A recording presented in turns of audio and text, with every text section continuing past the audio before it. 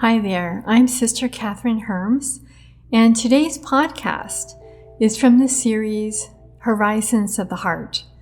Horizons of the Heart is inspired by the spiritual exercises of St. Ignatius, the retreat guide Until Christ Be Formed in You by Blessed James Alberiani, and my own notes from my 30-day Ignatian retreat in 2022.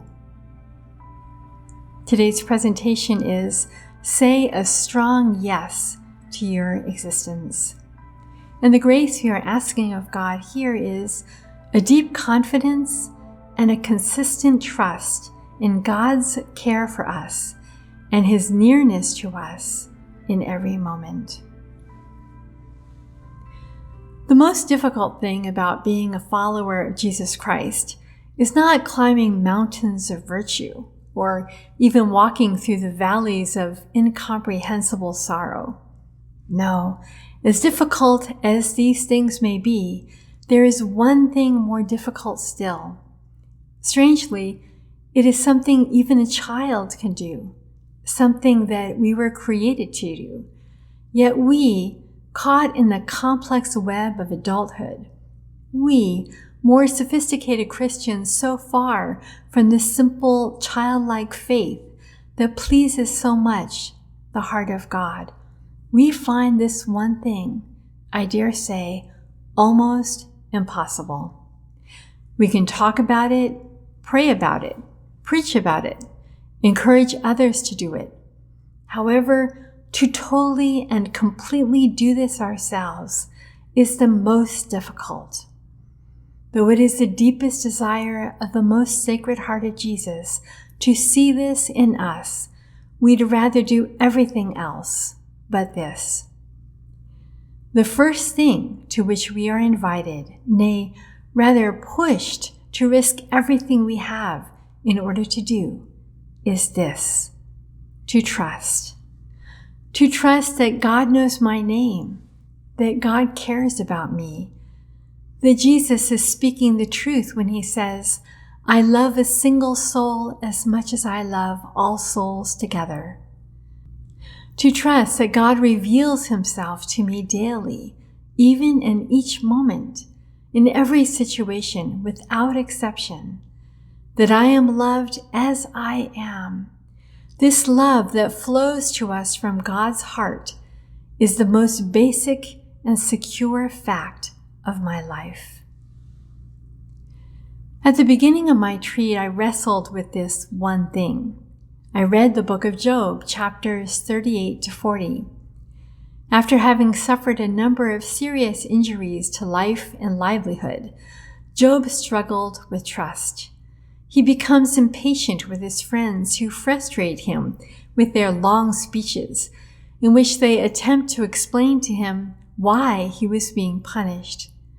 He cries out at the beginning of the book, "May the day of my birth perish," and makes his demand of God near the end, "I sign now my defense. Let the Almighty answer me." Then, in chapters 38 to 40, God does answer Job from the whirlwind. Having entered upon retreat with a bit of a Job-like experience just behind me, I spent several hours meditating upon God's words to His servant Job. If you haven't read these 3 chapters recently, I highly encourage you to do so. Reading them in one sitting is like being surrounded by a whirlwind of God's power and activity, God's attentiveness to the details, every last detail of His creation. Here are just a few verses. Do you know when the mountain goats give birth? God asked Job. Do you watch when the doe bears her fawn? Do you count the months till they bear? Do you know the time they give birth? They crouch down and bring forth their young. Their labor pains are ended. Their young thrive and grow strong in the wilds.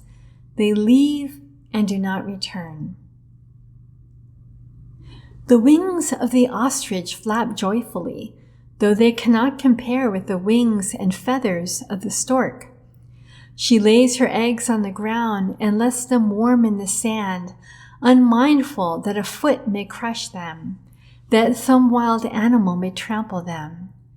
She treats her young harshly, as if they were not hers.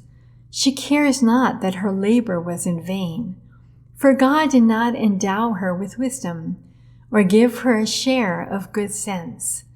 Yet when she spreads her feathers to run, she laughs at horse and rider. Catherine, God said to me as I walked along Tampa Bay later that day on retreat. Catherine, do you see the details that I take care of for each creature I have made? I count the months till the mountain goats give birth. I see when their labor pains have ended. I know the day on which their young leave and do not return. I made the ostrich and see how she lays her eggs on the ground, for she was not endowed with wisdom, yet I gave her great speed. When she spreads her feathers to run, she laughs at horse and rider who, even as they race, fall far beyond her.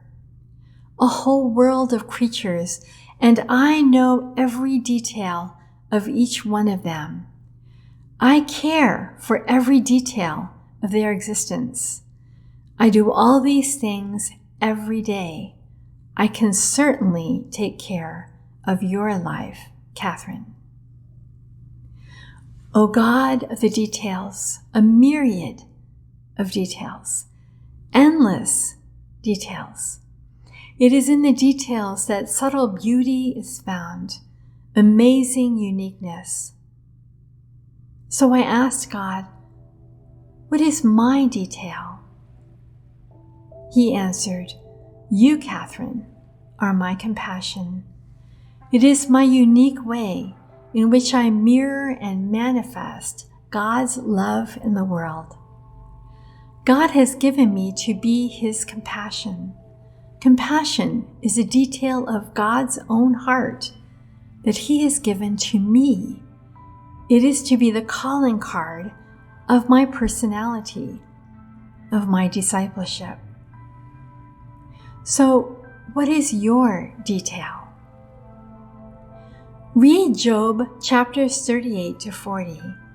Notice the details that God has planned into the lives of His creatures.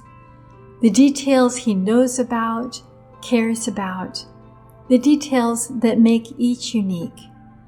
Then very simply, very tenderly, ask God to reveal to you the specific and special detail that He has planted in you. The unique way in which you manifest God's love to the world.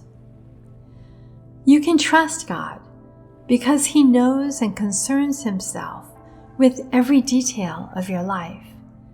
In a certain way, we each manifest to others some detail of God. He has entrusted this detail to us. He develops it in us. He rejoices to see it in us. Say a strong yes to your existence. Say yes to the detail of God's character that you bear, inscribed on your heart, and display through your actions. At the end of the book of Job, we find a beautiful verse. My ears had heard of you before, Job says, but now my eyes have seen you. Remarkably, it doesn't say that now Job trusted God in spite of all his sufferings. It says instead that Job, in his grief, now recognizes God and worships Him. Job says, I know that you can do all things and that no plan of yours can be ruined. I will change my heart and life. I will sit in the dust and ashes. Job can grieve and worship at the same time. If you cannot yet trust, truly trust with a deep down nothing can shake me trust, if pain and loss and confusion sear your soul with sorrow, so that you are afraid to trust again, do as Job, grieve and worship. As you take as your own, develop and become the detail of God that He has given you and you alone, you will discover that slowly, ever so slowly, the solid heart of God will wrap itself around your shaky soul and shore up trust within you. I promise.